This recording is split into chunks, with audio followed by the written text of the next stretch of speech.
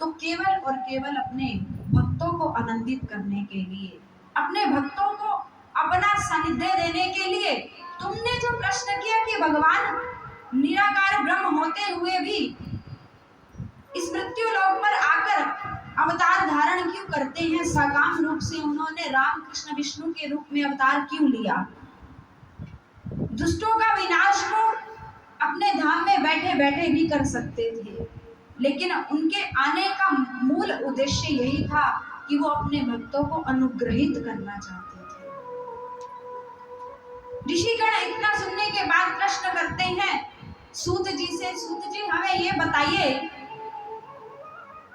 कि जब सुखदेव जी ने परीक्षित जी को कथा श्रवण कराई, उसके बाद ये कथा प्रचार और प्रसार में कैसी आई? नारद जी जो 2 घड़ी से अधिक किसी स्थान पर नहीं रुक सकते, वो नारद जी 7 दिन के लिए एक स्थान पर बैठकर किस प्रकार कथा सुनते रहे?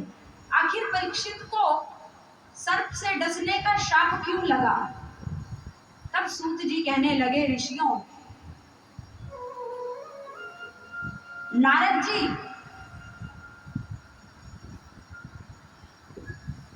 2 घड़ी से भी अधिक किसी स्थान पर नहीं ठहरते, ये बिल्कुल सत्य बात है। राधे शाम को हो, राधे शाम को हो। लेकिन जन कल्याण के उद्देश्य से जब नारद जी ने मृत्यु लोक की ऐसी भयानक स्थिति देखी कि जहां सत्य का बोलबाला नहीं है, माता पिता की कोई सेवा नहीं करता, नित्य प्रति गो हत्याएं हो रही हैं, तो नारद जी भयभीत हुए और सनत कुमारों की शरणागति में पहुंचे और सनत कुमारों ने नारद जी को श्रीमद् भागवत की कथा श्रवण कराई। और इससे पूर्व तो नारद जी के पिता ब्रह्मदेव, जिन्होंने चतुश्लोकी भागवत को नारद जी को श्रवण करा ही दिया था, लेकिन विस्तार से नारद जी ने कथा सनत कुमारों से श्रवण की है। और परीक्षित को शाप क्यों लगा, इसकी कथा मैं तुम्हें अवश्य सुनाऊंगा।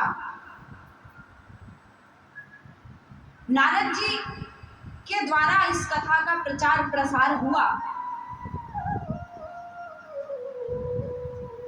महर्षि वेदव्यास, जिन्होंने 1 लाख श्लोकों वाला महाभारत रच दिया, 4 वेदों का विभाग कर दिया, लेकिन महर्षि वेदव्यास जी के मन में अभी भी शांति नहीं है, अभी भी उनके मन में उधेड़ बुन चल रही है। इतना कुछ ज्ञान प्राप्त होने के बावजूद भी महर्षि वेदव्यास जी के मन में शांति नहीं हुई। एक दिन गंगा किनारे सोचने लगे, आखिर मेरे जीवन में ऐसी स्थिति क्यों आ गई? मैंने जन कल्याण के लिए इतने इतने ग्रंथ लिख दिए, 1 लाख श्लोकों वाला महाभारत लिख दिया, 4 वेदों का विभाग कर दिया, परंतु मेरे मन में सांत्वना नहीं है। क्योंकि संत कहते हैं, यदि आप किसी दूसरे के लिए परहित बस जिनके मन माही, तिनका जग दुर्लभ कछु नाही।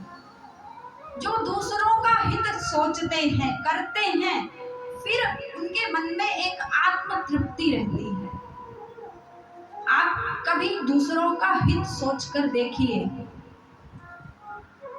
निष्कपट भाव से, निश्चल भाव से करते ही रहते होंगे। आप सत्संग से जुड़े हैं, तो जब आप किसी असहाय की मदद करते हैं, किसी रोते हुए को हंसा देते हैं, किसी भूखे को अन्न खिला देते हैं, तो आपको उस समय जो सुख अनुभव होता है, उसका बखान आप शब्दों में नहीं कर पाएंगे, क्योंकि अंतरात्मा इतनी प्रसन्न हो जाती है, मानो संसार की खुशियां आपके हृदय में आकर बस गई हो, ऐसा प्रतीत होता है उस समय। ये तो आत्म अनुभूति की बात है। तो वेदव्यास जी सोचने लगे, मैंने जन कल्याण के लिए इतने शास्त्र लिख दिए, महाभारत लिख दिया, परंतु मेरे मन में आत्मग्लानि बनी ही है। आखिर क्या कारण है मेरी आत्मग्लानि का? तब तक वीणा झनकाते हुए नारद जी का आगमन हो गया। श्रीमन नारायण